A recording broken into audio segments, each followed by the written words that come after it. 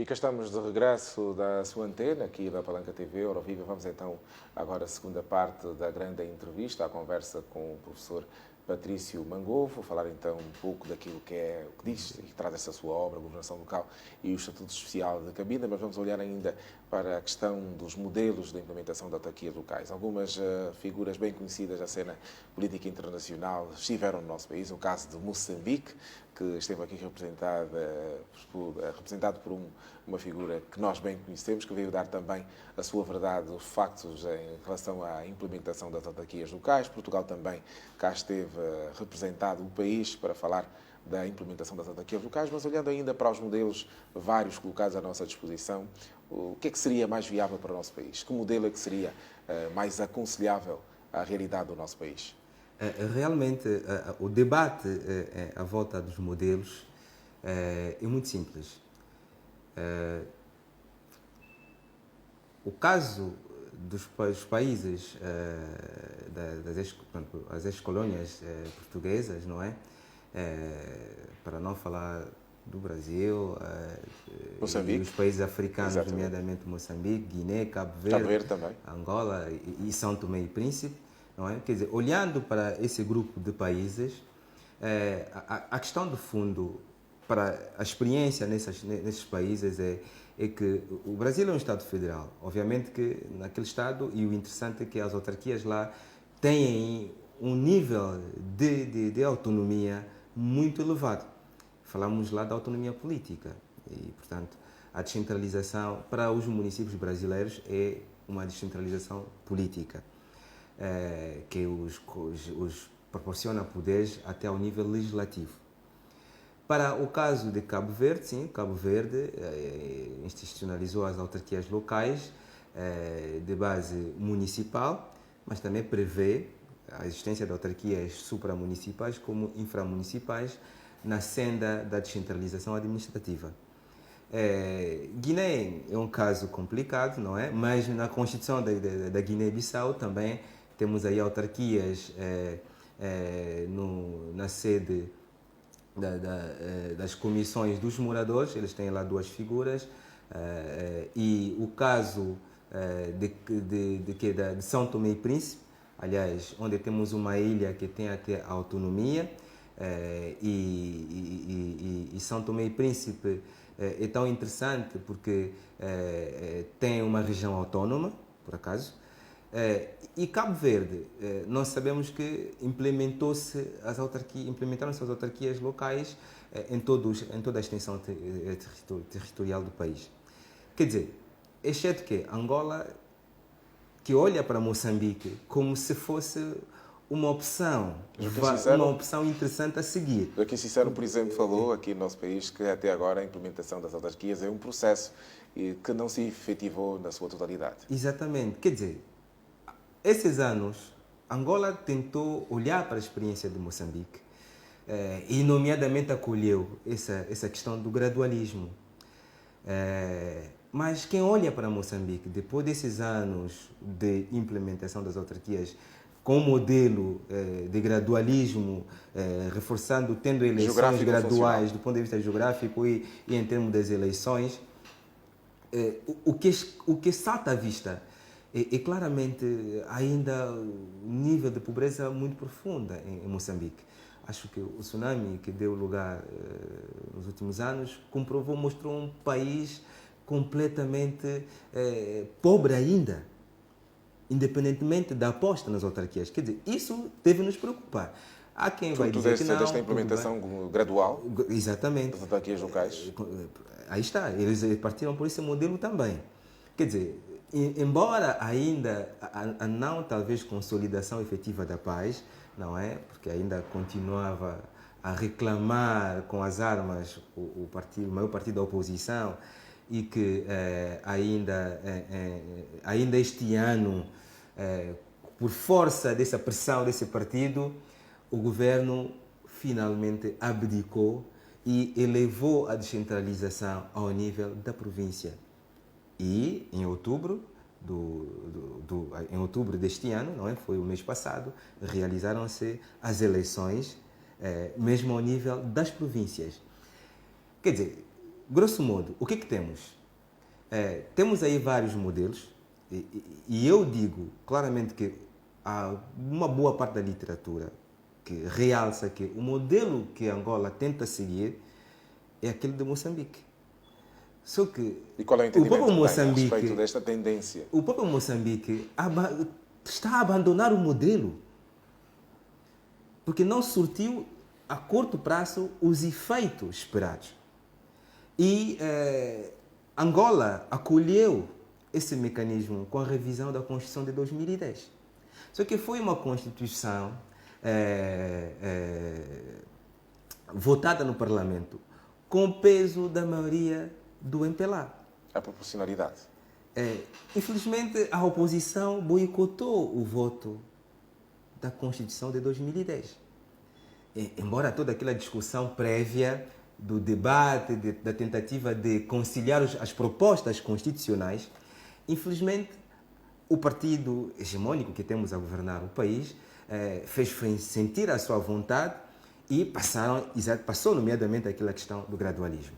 Agora, Angola, optando por essa questão, o debate por um modelo que praticamente olha para Moçambique e não poderia olhar o caso de Cabo Verde, que estendeu as autarquias em toda a extensão do país, podia olhar para a experiência de São Tomé, podia olhar para a experiência portuguesa, da necessidade e da imperatividade de se terem autarquias em toda a extensão territorial do país, percebendo de que, ok, com uma liderança legitimada, com uma população que sabe fazer escolhas perante os candidatos, só estamos a aumentar as probabilidades de um maior envolvimento nos desafios do desenvolvimento daquelas localidades. Entretanto, Angola faz o quê? Por uma questão também estrategicamente montada do ponto de vista político, talvez o governo de Angola, com uma ala muito rígida, muito a tentar manter o status quo, o poder não se sente muito à vontade, porque o espaço local também é sabido como um espaço de luta pelos interesses dos partidos. Então, projetaram já em antemão que, ok, vamos seguir esse modelo que é instituir as autarquias com base no gradualismo, e aí na Constituição aparece muito bem o gradualismo geográfico e o gradualismo em termos das atribuições, mas o ideal seria, olhando para a experiência Moçambique, que o próprio Moçambique abandonou, seria realmente rever esse posicionamento e ainda, por força da pressão que houve, acho que reduziu-se o número de anos, de 15 anos para a implementação total das autarquias para 10 anos, não é? Ainda o presidente veio bater com a mão em cima da mesa, embora a proposta e a tendência que assumia o partido, não enquanto executivo, mas aquele partido que apoia o executivo, não é? Que tinha como a ideia de 15 anos como um prazo para a extensão, alargamento das autarquias locais em todo o território nacional. Quer dizer, Angola tem suscitado essa divisão, uma clivagem profunda no contexto enquanto país, entre essa opção do gradualismo.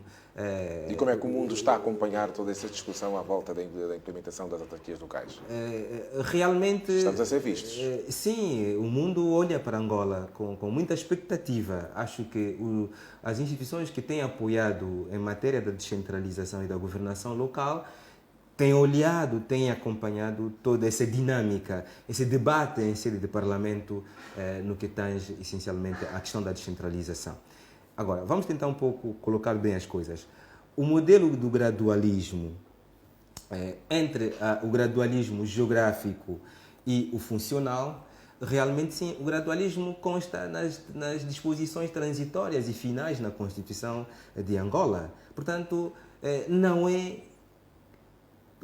um quadro geral daquilo que a Constituição estipula.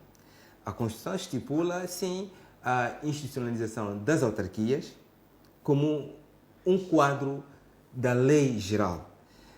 Só que o gradualismo, que aparece já em atribuições finais, já vem não só trazer a questão do próprio gradualismo em si, de que a implementação das autarquias poderia depender ou dependerá exatamente da vontade do Executivo para a sua criação, mas também como levanta a questão da tutela que lá consta, aquele debate sobre a tutela de legalidade e a tutela de mérito. Mais uma vez, Angola a tentar fazer opções em termos de modelos que intrigam, que de facto colocam em causa toda a doutrina. A doutrina e as experiências das escolhas em termos de modelos comprovam de que, ok, se houvesse uma aposta numa extensão em todo o território nacional das autarquias locais, acho que, primeiramente, se realiza o espírito que é levar o desenvolvimento às localidades.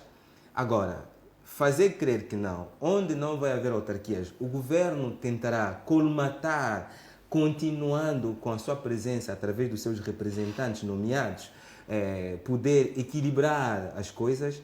Acho que a realidade atual mostra o contrário.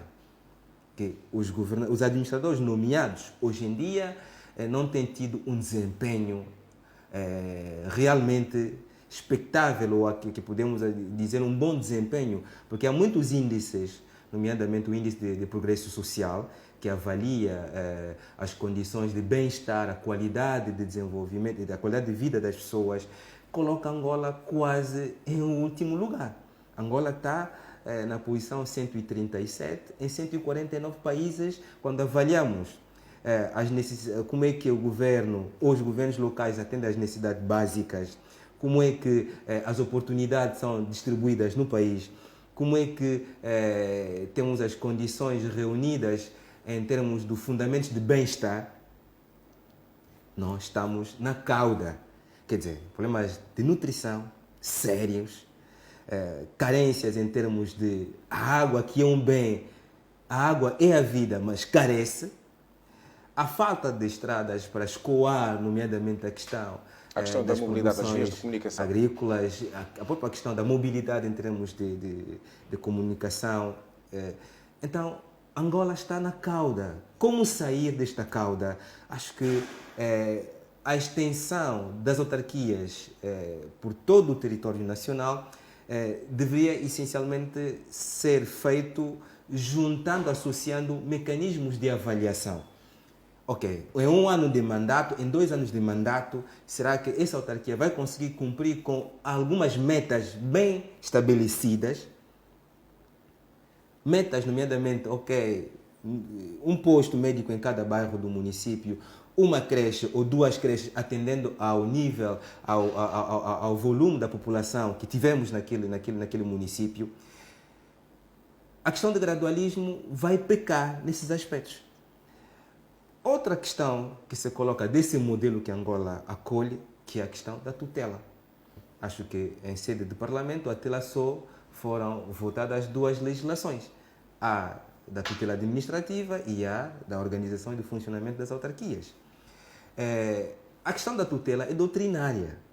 Toda a doutrina, em termos de direito, ou outros debates em matéria de ciência política, comprovam que onde houve uma aposta nos primeiros momentos da tutela de mérito, não de legalidade, porque a Constituição, podemos dizer, acolhe as 2 opções, quer de legalidade, quer de mérito, mas, mais uma vez, a de legalidade aparece como um princípio geral e a de mérito aparece como uma medida transitória e excepcional.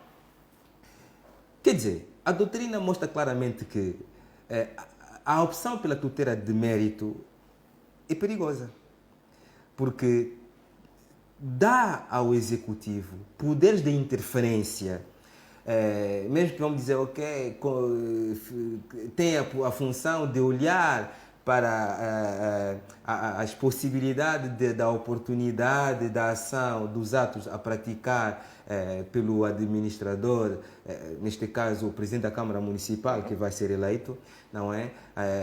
Chegar ao ponto de dizer quais são as prioridades até a esse ente que foi eleito e que trabalha na base de uma autonomia que advém da própria Constituição, que é a autonomia local.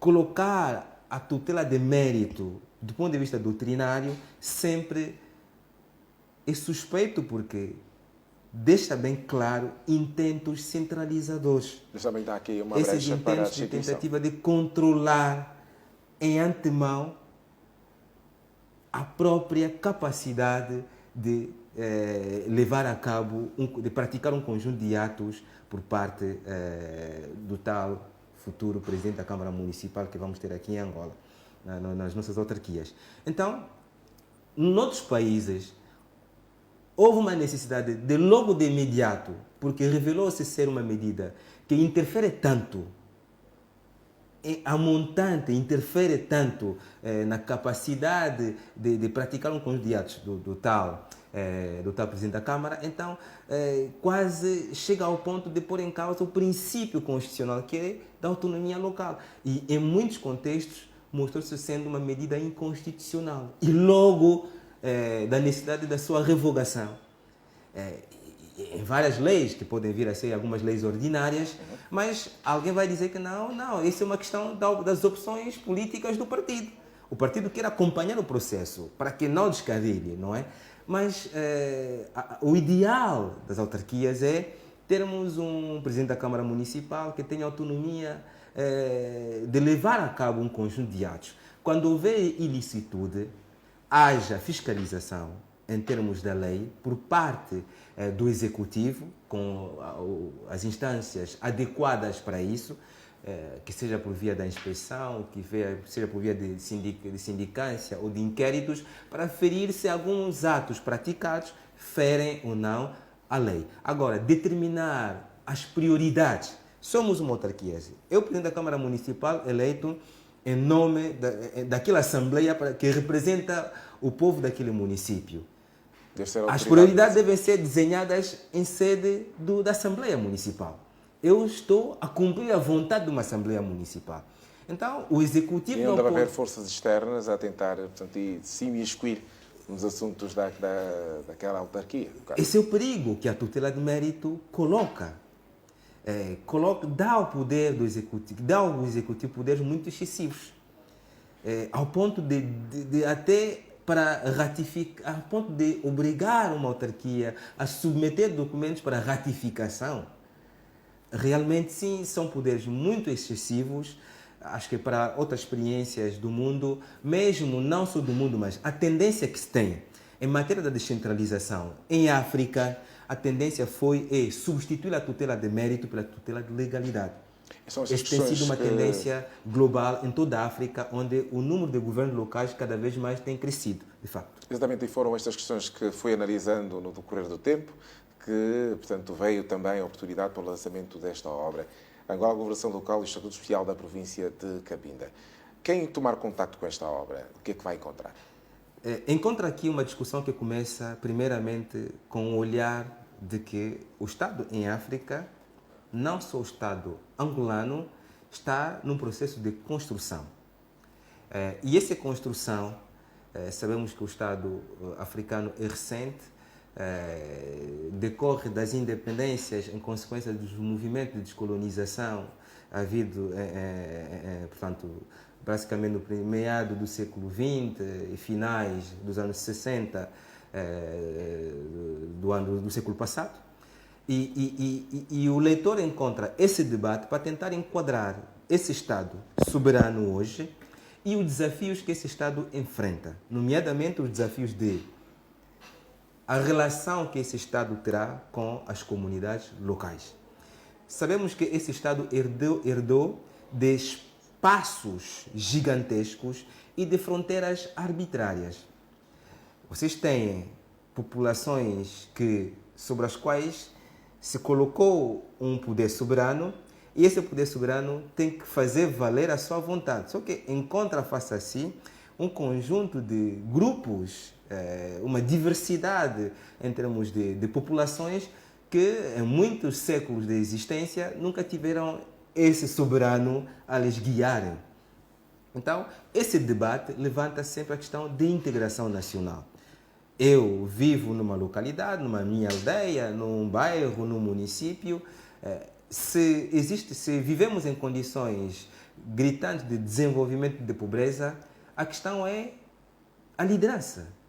Então, se temos um soberano que deve cuidar de nós, mas nós estamos a passar por essas carências gritantes, começamos a duvidar, a pôr em causa a autoridade desse soberano. Então, toda a África enfrentou um movimento de rebeliões armadas, essencialmente porque o Estado pós-colonial tentou centralizar o poder a todos os níveis, politicamente, financeiramente, economicamente, e não deixou espaço, senão o acesso à política serviu muito para enriquecimento de uma elite, em detrimento aqui da elite regional, da elite local, a viver, de facto, em zonas afastadas da capital. E isso fez com que, muito cedo, muitos desses grupos pegassem armas para poder, de facto, desafiar essa autoridade que se diz legítima, mas confinada apenas na capital do país. Quer dizer, que olha especialmente para Cabinda. Realmente, esse problema não se coloca só no caso de Cabinda, coloca-se em todas as extensões dos territórios de Angola. Você tem províncias muito extensas em termos territorial e a questão de Cabinda é essencialmente por uma questão histórica, cultural e geográfica. Geograficamente está fora do continente, portanto está fora da extensão continental que é Angola. E isso, quando sempre se toca essa questão, depara-se com um capítulo na história de Angola muito solto, um capítulo muito mal trabalhado e que realmente levanta e agudiza ainda as questões de integração nacional. O leitor encontra nesta obra uma tentativa de repensar o Estado na fase pré-colonial e o impacto com a colonização, o que trouxe, e o Estado pós-colonial em que aposta de facto para criar esse sentimento de integração e de pertença. Porque temos em Angola províncias com muita riqueza e uma elite local que tem consciência dessas riquezas e que gostaria muito de ver essas riquezas reverterem na forma de desenvolvimento das suas localidades, obviamente, que seja até ao nível da aldeia. Claro que o governo de Angola tem feito um bom trabalho, que é cooptar essa elite local no seu governo. E sabendo que quando coloca a governar, de facto seria a governar para representar os interesses, de facto, das respectivas províncias. Isso já poderíamos mudar de modelos em termos de governação, mas a descentralização vem, de facto, ajudar nesse processo. Então, o que nós temos aqui na obra é uma outra parte também, que representa, num Estado unitário, sabendo que o poder é soberano, o que o poder soberano pode oferecer às localidades? Até onde o Estado soberano unitário pode ceder em termos de competências, em termos de poderes. E nesse capítulo, a dimensão administrativa é sempre aquela onde o governo soberano pode ainda abrir a mão. Por isso é que a descentralização está a ser debatida em Angola, de facto, na dimensão administrativa, porque as autarquias que vão ser criadas vão ser de base municipal e operacionalizadas ou tornadas reais através da descentralização administrativa. Mas a própria Constituição também prevê a descentralização político-administrativa. Porque, aliás, diz que a estruturação do poder local autônomo em Angola baseia-se no fundamento da descentralização político-administrativa. Mas sabemos que, numa primeira fase, a Constituição, através do seu executivo, está a levar a cabo o processo das autarquias de âmbito municipal, com a descentralização administrativa. Entretanto, há um capítulo que está na Constituição que ainda carece de matéria para debate, para discussão. Parece que há uma omissão em sede da descentralização político-administrativa, porque são duas descentralizações completamente diferentes. Uma administrativa, uma outra que é político-administrativa. Entretanto, a questão de Cabinda também entra, de facto, nesse debate. Incontornavelmente, e por algumas razões também. Aliás, por várias outras razões, que são, nomeadamente, essa herança que Angola recebeu de um caso muito complicado, não é? Porque Cabinda, pela história, só ficou como um território português na sequência de alguns tratados, nomeadamente o mais emblemático, que foi em 1885, o Tratado de Simulambuco, em que os reis de Cabinda aceitam se colocarem sob a proteção de Portugal. Entretanto, há toda a história, desde o século XX para frente, de uma tentativa de Portugal oferecer proteção aos reinos que representavam esse território. Mas, entretanto, sabemos também que a presença portuguesa em Angola só se consolidou no princípio do século XX, nos anos 1900 e tal, 1910, 1915. Entretanto, o problema de Cabinda também se coloca no sentido de toda uma história culturalmente a colocar a província com os vizinhos, e só com os vizinhos é que há uma maior identificação em termos de espaço de pertença. Então, não só essa questão, mas também a questão geográfica, que é uma questão de facto.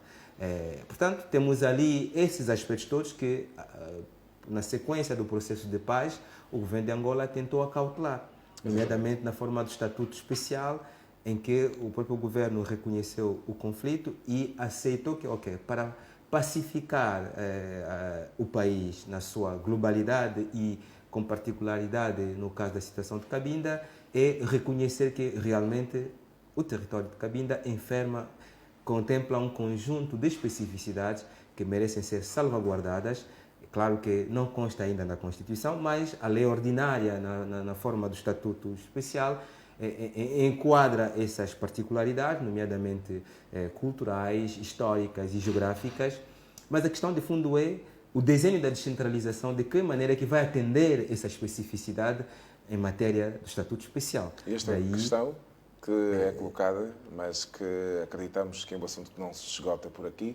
Professor Patrício Mangovo, certamente que poderemos estar juntos em próximas oportunidades para esta e outras abordagens. Eu que agradeço pela oportunidade. Acho que o debate à volta da descentralização em Angola é um debate muito crucial, nos leva a aprender cada vez mais com as opções políticas que a liderança vai fazendo, mas acho que 2020, se não tivermos autarquias locais, vai ser um precedente muito forte e poderá vir a condicionar as hipóteses do sucesso da recandidatura do presidente João Lourenço para as próximas eleições. Acho que ele deu uma mensagem muito forte de que, por ou tantos outros motivos, de que Angola precisa de se desenvolver, e o desenvolvimento só começa aí, onde vive, naquela condição muito recôndita da capital, porque todo mundo não vai sair das províncias, nem tampouco dos municípios fora de Luanda para Luanda. O ideal é desenvolver para fazer com que possamos despovoar Luanda, porque todo mundo quer vir para Luanda, na carência de serviços básicos nos nossos municípios. Então, deve ser alterada. Acho que esse modelo precisa mesmo... Temos que terminar com a desconcentração e passar para a descentralização. Então, 2020... acho que é o ideal. Só queria deixar uma palavra de que o cidadão deve, de facto, se aproveitar do processo. As autarquias prevêem a concorrência dos partidos políticos para ocuparem os cargos, mas também dão ao cidadão a hipótese de se organizar em grupo de cidadãos eleitores. Então, essa modalidade devia permitir com que hoje os cidadãos deviam aproveitar de começar já a criarem, de oficializarem, de legalizarem os grupos de cidadãos eleitores para que possam candidatar ao mesmo pé de igualdade com os partidos políticos, para não deixar apenas os partidos a governarem os tais municípios. E vamos esperar então por este momento, e assim que nós colocamos ponto final a esta nossa presença de hoje. Obrigado pela atenção dispensada. Continue com a Palanca TV. Até já.